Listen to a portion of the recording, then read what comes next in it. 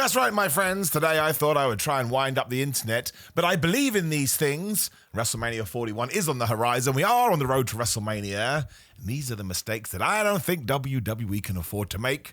Maybe they will. So we'll count them down, and number 10 is the one that ties into what everybody is talking about because, oh no, a bunch of people dislike the video on YouTube. But as far as I'm concerned, not crowning Jey Uso at WrestleMania 41 has to be considered a mistake. Because I get it, there are a bunch of people in the internet wrestling community, and of course your opinions matter. They don't like Jey Uso, and they don't particularly like the feud, and they want Gunther to retain. Now, I will admit, the feud is a little bit mid-card. That's a bit disparaging from me, so I do apologize. But it absolutely needs to be ramped up, because at the moment, I guess because we started to build it so early, it's basically gone, Gunther gets one up on Jey, and then Jey cuts a promo. So Gunther gets one up on Jey, and then Jey gets one up on him. And I'm amazed that so many people are angry about this Austin Theory squash match. One, people rag on Austin Theory every single week, and usually it's me going, well, I think we should turn him babyface, and everything is going to be okay. And also, two, the match was originally meant to go like 10 minutes, but we cut it down because the John Cena-Cody Rhodes thing went so long. I think it was perfectly fine. He is your Royal Rumble winner. He is your pseudo WrestleMania 41 main event, although no, I don't think the World Heavyweight Championship match will be the last thing on the card. Him smashing someone like Austin Theory that barely has a story at the moment, I don't have a problem with. But I think we all have to remember the kind of reactions that Jey Uso has been getting. If they have diminished a little bit, which I don't think they have, I think it does come down to the story and not Jey Uso himself. Maybe I'm the outlier here, and you can call me an idiot. That's what the comments are for. It's totally fine. I get it. You put yourself out there. You have to expect some kind of reaction. His Jimmy Uso match from last year was not the best, but I didn't think it was as bad as many people made out. And I think people have forgotten that he has had some pretty good performances, but also he's over. I think we can get into this finicky sort of small detail stuff, but people love him. People go crazy for his entrance, and if you don't capitalize on that, we go back to WWE 10 years ago, where it doesn't matter what happened, the same people get pushed over and over again. So I think we have to give this a go. I think Jey Uso has to beat Gunther. I do also agree the build needs to be a little bit better, but we still have like a month as I am talking to you, and I think not trying this with Jey Uso, especially at WrestleMania 41, would be a mistake. Number 9 is also going to annoy you, because I don't think it would be a good idea for Charlotte Flair to lose. That's right, I said it. This has nothing to do with Tiffany Stratton. Tiffany Stratton is brilliant, and Tiffany Stratton is somebody that WWE should be pushing to the future and beyond. She should be a super duper whooper mega star.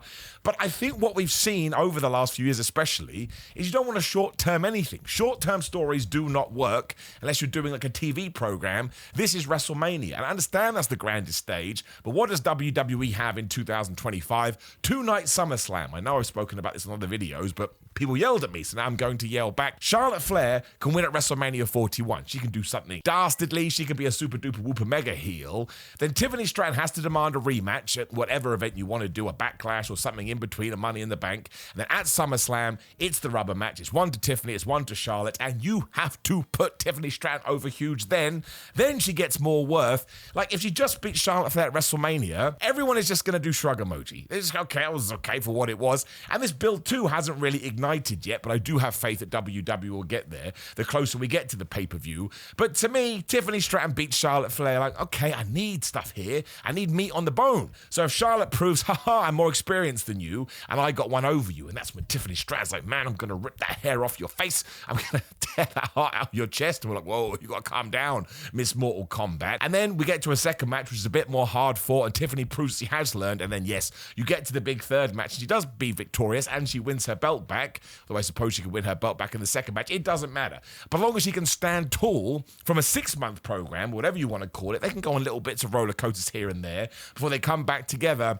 That, to me, is way better. It's more interesting, and I think it does a lot more for Tiffany Stratton down the line. Again, she's still early, especially in her babyface run. She didn't even change her character. This happened so damn soon. So I think that would be a mistake. Again, I'm thinking way long-term here, and Tiffany Stratton absolutely could be at the top of the division, but to do that, we have to plant some seeds. Again, I refer you to the bloodline. We did it time and time again there, and it's absolutely worked. I mean, we just talked about it with Jey Uso. I understand he now an asterisk too, but it was a success, and that's why I want to do it here as well. And it wouldn't be the worst thing if Tiffany Stratton won at WrestleMania, but I think you want to eke this out, and the best way to eke it out is to make people go, oh my gosh, I can't believe she lost. Maybe I should support her twice as much. Moving on to number 8, it is one that may be pertinent to me, I don't know, but it's not focusing and building a proper women's tag team title match. Because that match between Raquel Rodriguez and Liv Morgan when they won the championships from Naomi and Bianca Belair was brilliant, and from there, I understand you had to do the stuff with Jade Cargill, because Liv was kind of involved in that, and Raquel being like, excuse me, we didn't do anything, but we have lost so much focus with those belts, and honestly, they were better than the Raw and SmackDown ones. I mean, they still are, because the Raw and SmackDown ones are like ghosts. They barely turn up on television. When we get through the match with Liv Morgan and Jade Cargill, I'm recording it before the episode of Raw or SmackDown, whenever the flub it's happening, we have to make sure that we light a fire under these women tag team belts. Whatever we have to do, we have to make them important, we have to keep them in the public eye, because Liv Morgan right now, as far as I'm concerned, is one of the best superstars in WWE. She has taken that 2024, and my gosh, she has increased her stock. Raquel Rodriguez has great chemistry with her, and she comes across like a powerhouse, and there's a bunch of women who aren't doing anything at the moment, and we should be putting them in a damn team now in order for them to feel like a force. Now, it doesn't matter hugely, because Liv and Raquel have to win. I'll be livid. I'll go on Twitter, and I'll tweet if it doesn't happen. And originally, I wanted Alexa Bliss and Nikki Cross to come together as the White Six, but something is going on with Alexa Bliss. She got pulled from WrestleMania World today, or WWE World for WrestleMania, but I don't want to speculate because we do not know what's happening behind the scenes. I think that's a waste of time. It could be a personal issue, and nothing more important than that, but it will be a massive mistake if we do not capitalize on this. Those women tag team belts have finally started to mean something again, and if they just act like, trinkets at WrestleMania, people do realize that because it is the show of shows and the granddaddy of them all. So let's take advantage of this. It's looking at us right in the face. As a quick aside too, do not forget to buy the greatest t-shirt that I'll ever make, which is Baldy. That's a silhouette of me, and of course, it may be a reference to a supermarket. We don't have to talk about that. Available now on ProWrestlingTees.com/Simon Miller and SimonMiller.BigCartel.com. You can do whatever you want, but if you want to save some money and you're in America, use Pro Wrestling Tees, and if you're in Europe or the UK, use Big Cartel. That's why they exist. Number 7, nice and simple. We continue to focus on championships. I kind of think Jacob Fatu has to walk away with a title. Now, that would probably be a multi-man for the United States Championship, which would mean LA Knight gets a little bit fricked over here. But I think sometimes you just have to look at the roster and go, it's not your day, bro. And Jacob Fatu at some point is going to need something just to push him up a little bit. The main event scene is too crowded at the moment. You don't want to put him in that. He's going to get lost in the shuffle, even though he should be there. That's how good he is. So I think you have to look at the field and go, what can he win? He's predominantly a SmackDown guy, and also I think we should hold off the Bron Breakker match. I think that could be for a world championship if you plan it right. You could kind of do what we did with Steve Austin The Rock back in the late 90s, if you do plan it in the correct way, where you start off with an IC championship and then budge them up. I mean, it worked back then. Why can't it work now? If it is a multi-man match for the US title, you can protect LA Knight. I know it's going to kind of suck given he only just won it back, and I don't want that either, but sometimes needs must. I just think coming out of WrestleMania for the rest of 2025, it should be the Jacob Fatu show. When Jacob's not on the screen, everybody should be asking, well, where the flub is Jacob Fatu? He doesn't need a championship. That's how good he is, but I want the rocket ship to be strapped to this guy's back. Everything we've thrown at him, he has just handled magnificently. So to me, keep giving him everything, right? Give him a bag of sweets, give him a pizza, whatever he asks for, just put it on him in order for even brand new fans or casual fans that may not have got aware of him yet, go, wow, I got to watch this guy, because he can main event in the future for sure, but there's no rush because we have so much star power. So yes, I kind of think it's a mistake because I think, again, the opportunity is there, but he would figure it out anyway. But ipso facto, belt this man up. I hate that phrase, and now I've said it. Number 6, we move on to Seth Rollins versus Roman Reigns versus CM Punk. Great match, because I have no idea who's going to win this. It is the Jeopardy of all Jeopardy fights. But I think if Paul Heyman isn't involved in some way, well, we have made a mistake. I mean, that could even be to dick over Seth Rollins, right? It really could, because Paul Heyman is Mr. Roman Reigns, and he's Mr. CM Punk. But I think coming out of this, especially given a championship isn't on the line, and you have to go into the singles matches, I'm not saying that Punk has to pull his favor in, or we can do, like, you have to side with me in the battle of Roman Reigns. But coming out of that, if we can do a Roman versus CM Punk feud, that's pretty damn good. That's pretty damn hot. And CM Punk is going to need something, unless he does go after a world championship. And maybe that's how he can operate. Maybe that's what he takes from Paul Heyman. But I think there either has to be a huge question mark over Heyman's head at WrestleMania. What I'm basically saying is, I wouldn't usually advocate for this, but again, if it's looking at you, why not do it? You need a little bit of a twist, a little bit of a surprise, and maybe a little bit of a plant seeding, or seeding of plants, I should say. I can't talk today. Plant the damn seed, even at WrestleMania, because you need some things coming out the other side for a Raw or SmackDown, whatever we're doing, going into Backlash. I don't really know how Seth Rollins fits into this, but I am intrigued to see.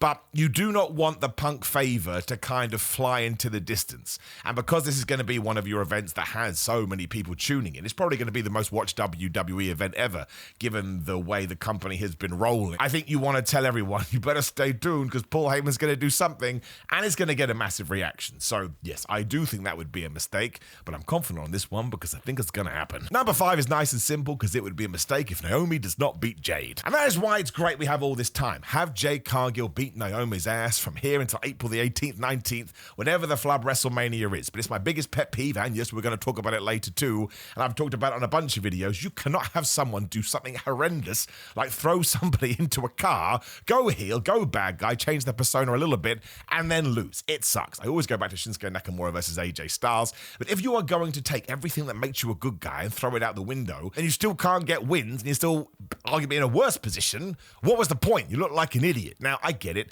Why is Jade Cargill coming back to lose? But she's not. She's probably going to absolutely wreck Liv Morgan in that match, which is going to make me sad for reasons we've already talked about, although Jade is awesome, so it's fine. But again, there are so many weeks in order for her to look like the superhero that WWE wants her to be portrayed as, and Naomi is a heel. If you are trying to establish that, she can pull a Charlotte Flair, as we've already discussed, and do the worst thing ever. Maybe there's a car as part of the WrestleMania entrance. Naomi's like, ha, ha, it worked before and I did it again. I think there's even an opportunity for Bianca Belair to go heel on this show, win that championship, and help Naomi. And everything they did a few weeks ago was a big ruse to make us look like idiots. That's a little bit too Vince Russo attitude era. But if you have it in place and you plan and execute it right, it could work. But Naomi needs to win, okay? She never won as a babyface, which got a bit frustrating if you're a Naomi fan after a while. So if we are about to do a big 180, was it 180? That's right, 360 should be the same. If you're about to do a big 180, you have to be able to go, oh, something's happening here, and you made the right decision. Number 4, I mean, this could be anything, but I do think you're going to have one surprise, and without it, it could be a little bit of a mistake. And the big one, of course, would be in the main event, and Stone Cold Steve Austin having some kind of involvement. He is going to be at WWE World. He keeps talking about Vegas, and we'll get to that in just a little bit. But there's a bunch of things you can do. I mean, the problem is, it's not a problem, it's really, really cool. WWE has been really smart with their surprises. They always plan it in and it always means something. Apart from maybe the ending of WrestleMania 41's main event, but it's also the greatest wrestling match of all time, if you're into sports entertainment, so you can't moan at that. But given that has been the template, I do think you're going to have something in there. Someone's going to have to be involved, and I'm sure there'll be a no DQ stipulation or something. But if Stone Cold Steve Austin is too big of an order, and I don't mean like Travis Scott is has a wrestling match, although I'm sure he will do. But it could be somebody debuting, like the Hardys going back, or re-debut. They have sort of done that stuff with NXT and said they would come back. Maybe this is when Phoenix debuts. We are going to talk about something else in just 1 second, so I want to hold on to it. Actually, no, I'm going to push them together now. Number 3, I think a mistake, as bizarre as this sounds, would be debuting someone like Aleister Black, because you need something for that Raw, you need something for that SmackDown. I think you can probably get away with it with Phoenix, just because I do believe WWE has Aleister Black and Rusev in their back pocket. So I put one on WrestleMania to get that surprise, and then one on Raw, one on SmackDown. Probably Miro, Rusev on Raw, and Aleister Black on SmackDown. It's just they don't need to be at WrestleMania. I know it'd be awesome because it'd be 65,000 people there, and again, you can't get a bigger platform. But those Raw and SmackDowns, the post shows, have become such hot podges of controversy when people don't get it right, or when Vince McMahon didn't get it right, that you can upset the audience. Now, I actually think they're going to be home runs. I think they're going to be really, really fun. But the way you can assure yourself of that is, again, you get somebody like that coming back, and everyone's like, oh my gosh, I can't believe it. Especially me. I love Rusev. He comes back and actually gets to be on television. I'm going to be a happy man. So, big surprise on WrestleMania, but maybe don't make it Rusev or Aleister Black. But Phoenix works. Just, of course, Penta's going to be in a big match. To be honest, Phoenix could actually debut before this. Number 2, the main event on Sunday night. It would be a mistake if The Rock is not in John Cena's corner. Now, I assume he's going to be there. That's the reason he did all of a sudden come back on television to tell Cody Rhodes, I'm going to eat your soul. And I totally believe before we get to that Sunday, John Cena will explain why he has teamed up with The Rock. If Travis Scott is there, whatever, man. It's so surreal, it confuses my brain. But it has to feel like an attack, I would say, for lack of a better reason. We have to look into that ring and go, oh my gosh, Cody Rhodes, he has no friends right now. now what is going on because they're all preoccupied essentially with their own feuds. It's just going to add so much jeopardy to the match, especially because, I have to tie into number one, I've just realized, it would be a mistake to not have John Cena win. I understand I talked about this the other day, but just matter-of-factly, we have come here again. It's the Naomi logic, which I just talked about. Isn't it nice to get to apply Naomi logic to John Cena? He cannot go on this awful tirade, especially after what we saw on Raw, and then lose. It just sucks. And yes, The Rock should help him screw over Cody Rhodes, and this could be the surprise with Stone Cold, right? This is pure fantasy booking. Do I think it will happen? Well, I'm 50-50, mostly because I'm a positive guy, and because you can't never say never. John Cena's gone heel, so anything can happen in the land of pro wrestling. But you could have a scenario, and I understand the first comment would be, well, why didn't Stone Cold Steve Austin come out earlier? The answer is wrestling. The answer is the story didn't suggest that he should. But yeah, anyway, The Rock screws over Cody Rhodes. John Cena gets the pin. They stand there as the brand new WWE champion, and we all feel disgusted because what we're happening. But we do not want to send the fans home sad. Glass breaks. He comes out, and the last thing you see is Stone Cold Steve Austin stunning The Rock. Don't you tell me you wouldn't have a conniption. Don't you tell me you'd fall on the floor and wriggle around. I would be. I don't think I'd ever recover. I may retire from watching professional wrestling because nothing is ever going to top that. And again, it's pie in the sky stuff. But you could do that, and that way you've changed the championship. John Cena is the champion, but you get the feel-good moment of essentially Stone Cold being like, hey, son, you have to go after the championship now and get it back for the good of WWE. Austin would never say that, but you take my point. Some of these could happen, for sure. I think Jade Cargill winning, for example. What else have I got in there? I think Jey Uso is going to win. Tiffany Stratton could win too. These aren't the worst things in the world. I'm terrified about the women's tag team titles. When I sit down to sort of think about WrestleMania 41, these are the things that stuck in my brain, and just personally, the way I watch pro wrestling, which admittedly is totally loserish, I would not do these things. Now, of course, you've already fallen on the floor about some of these, so drop me a comment below and tell me why I'm a bald idiot. It's perfectly fine. Like the video, share the video, and subscribe. Click the notification bell if you would, and click the video on the screen as I do talk to you about John Cena. What else would we be talking about right now? Otherwise, you can go to grillermind.com/Simon and get 10% off all their supplements, their fitness supplements. I think it's 25% off some subs as well. These are brilliant. My brand new order came today, so I'm happy. Simon316 on all social media. We've talked about Pro Wrestling Tees and Big Cartel. Simon Miller, if you would like a personalized video message from Cameo. Simon J. Miller on the TikTok. That's everything. Just interact with the video. Check out the description. I appreciate you, my friends. Let's all enjoy the ride to WrestleMania 41.